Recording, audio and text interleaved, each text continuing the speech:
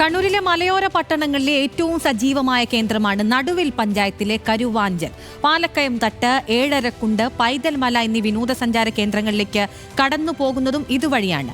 ഈ തെരഞ്ഞെടുപ്പിൽ സ്ഥാനാർത്ഥികളിൽ നിന്ന് എന്ത് പ്രതീക്ഷിക്കുന്നുവെന്ന് പറയുന്നു കരുവാഞ്ചലുകാർ.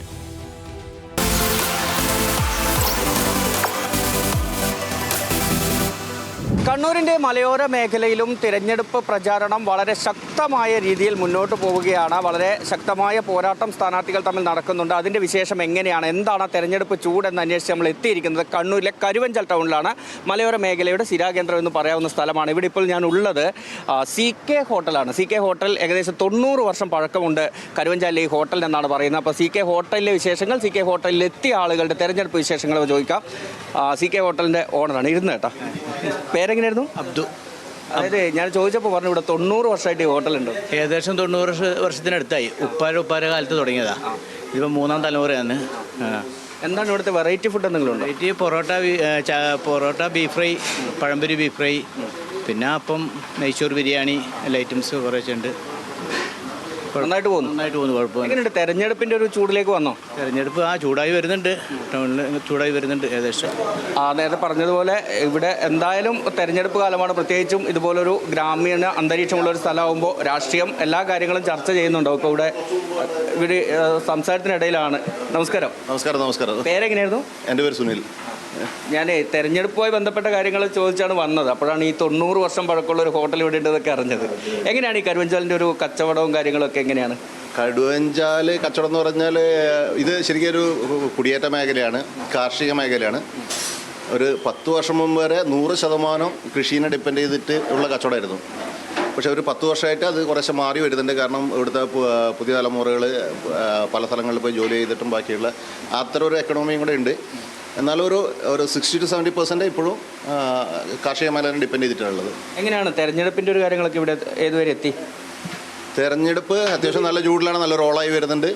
നടുവിൽ പഞ്ചായത്തിന് ഏറ്റവും കൂടുതൽ വരുമാനം കിട്ടുന്ന ഒരു ടൗണും കൂടിയാണ് കരുവഞ്ചാൽ. പക്ഷേ പലപ്പോഴും അതിനനുസരിച്ച് തിരിച്ച് ഇങ്ങോട്ട് വരാറില്ല പറഞ്ഞാൽ ഞാനൊരു കുറ്റപ്പെടുത്തലായി പറയുന്നില്ല. പഞ്ചായത്തിൻ്റെ ആകെ വീതം വെച്ചിൻ്റെ ഒരു വീതമായിട്ട് ഇങ്ങോട്ട് വരുന്നുണ്ടാവുക. ഇതൊരു സ്വർണ്ണഖനിയാണ് ശരിക്കും. ഞാൻ പലപ്പോഴും പലയിടത്തും പറയാതെ ഇത് സ്വർണ്ണഖനിയാണ്. ഇത് ടൂറിസം രംഗത്ത് ശരിക്കും ഇപ്പോൾ ടാപ്പ് ചെയ്യപ്പെടാത്ത ഓൾമോസ്റ്റ് വിർജിനായിട്ടുള്ള ഒരു ഏരിയയാണ്. ഇത് ചെറിയ രീതിയിൽ ടാപ്പ് ചെയ്യപ്പെടുന്നതല്ലോ, ഒരു വിർജിൻ ഏരിയ എന്ന് പറയാം. അത് ഭയങ്കരമായ സ്കോപ്പുണ്ട്. അത് പ്രത്യേകിച്ച് കൃഷിക്കാരെയും നാട്ടുകാരെയും അവിടെ സംയോജിപ്പിച്ചിട്ട് കാർഷിക അനുബന്ധ ടൂറിസം ആക്കി കഴിഞ്ഞാൽ ഈ നാട്ടിലെ ഇവിടുത്തെ ടൂറിസം വന്നു കഴിഞ്ഞാൽ ബാക്കി കുറച്ച് ആളുകൾ വന്ന് കുറച്ച് ഹോം സ്റ്റേയിൽ വന്ന് നിന്ന് പോകുന്നതല്ല ടൂറിസം. ആ നാട്ടിലെ ആളുകൾക്ക് അതിൻ്റെ ഗുണം കിട്ടണം. അപ്പോൾ കാർഷികാനുബന്ധമായിട്ടുള്ള ടൂറിസം വളർന്നു കഴിഞ്ഞാൽ ആ നാട്ടിൽ വരുന്നവർക്ക് അവിടുത്തെ കൃഷിക്കാർക്കും വരുമാനം കിട്ടുന്ന രീതിയിൽ ഇത് പ്ലാൻ ചെയ്ത് വളർത്തുകയാണെങ്കിൽ ഈ ടൗണിൻ്റെ മാത്രമല്ല ഈ നാടിൻ്റെ മോച്ചായ മുഴുവൻ മാറിപ്പോകും.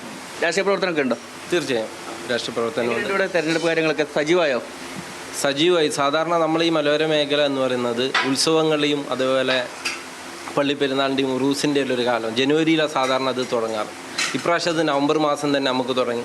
തദ്ദേശ സ്വയംഭരണ തെരഞ്ഞെടുപ്പ് എന്ന് പറയുന്നത് നമ്മളെപ്പോഴും പറയുന്ന പോലെ അതൊരു ജനാധിപത്യത്തിൻ്റെ ഉത്സവമാണ്. ഇപ്രാവശ്യം ആ ഉത്സവം കുറച്ച് നേരത്തെ നമ്മളിലേക്ക് എല്ലാവർക്കും എത്തി. എല്ലാവരും ആ ഒരു ഉത്സവ പ്രതീതിയിലാണ്. തീർച്ചയായും ആർക്കാണ് പ്രതീക്ഷ? എന്താണ് ഇവിടെ നിലവിൽ UDF ഭരിക്കുന്ന ഒരു പഞ്ചായത്താണല്ലോ. തീർച്ചയായിട്ടും UDF തന്നെ വീണ്ടും അധികാരത്തിൽ വരും. UDF 90 വർഷം പഴക്കമുള്ള ഹോട്ടലിലെ ചായയാണെന്ന് പറഞ്ഞാൽ എങ്ങനെയുണ്ട്? ഇവിടെ എന്ന് പറഞ്ഞാൽ ഈ ഹോട്ടൽ എന്ന് പറഞ്ഞാൽ നമ്മൾ ചെറുപ്പം മുതലേ സ്കൂളിൽ പോകുമ്പോൾ ഒരു പൊറോട്ടയും കുറച്ച് ബീഫിൻ്റെ സാലിന് അത് കഴിച്ചാലേ നമ്മൾ ഇവിടുന്ന് പോകാറുള്ളൂ. അത്ര പീസ് വേണ്ട. കാരണം എന്ന് പറഞ്ഞാൽ ഇവിടുന്ന് പറഞ്ഞാൽ നമുക്ക് ആകെ കിട്ടുന്ന ചെറിയ തുച്ഛമായ പൈസയാണ്. ആ പൈസയിൽ കിട്ടുന്ന പൈസയിൽ ഇവിടെ വന്നാൽ ആ ഹോട്ടലിന് കിട്ടുന്ന ഒരു ഭക്ഷണമുണ്ട്, അതിൻ്റെ രുചി ഇന്നും ഉണ്ട്. ഇത്ര ആ ഓർമ്മ തന്നെയാണ് ഇവിടെ വരുന്നത്. എങ്ങനെയുണ്ട് തെരഞ്ഞെടുപ്പ് കാര്യങ്ങളിലേക്കൊക്കെ കടന്നപ്പോൾ എന്താണ് അവസ്ഥ? ഇവിടെ തെരഞ്ഞെടുപ്പെല്ലാം വളരെ സജീവമായിട്ട് ഇപ്പം നല്ല ഉഷാറായി വരുന്നുണ്ട്. തെരഞ്ഞെടുപ്പ് നല്ല ചൂടിലേക്ക് എത്തി.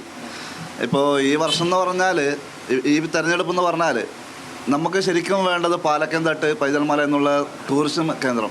എന്ത് ഈ ടൂറിസം മേഖല പുറത്തുനിന്ന് വന്നാൽ ഇപ്പം കണ്ണൂർ ജില്ലയിൽ വന്നാൽ ആദ്യം കാണുന്ന എന്താണ്? ടൂറിസം എന്താണെന്നാണ് പുറത്തുനിന്ന് വന്നവർ നോക്കുന്നത്.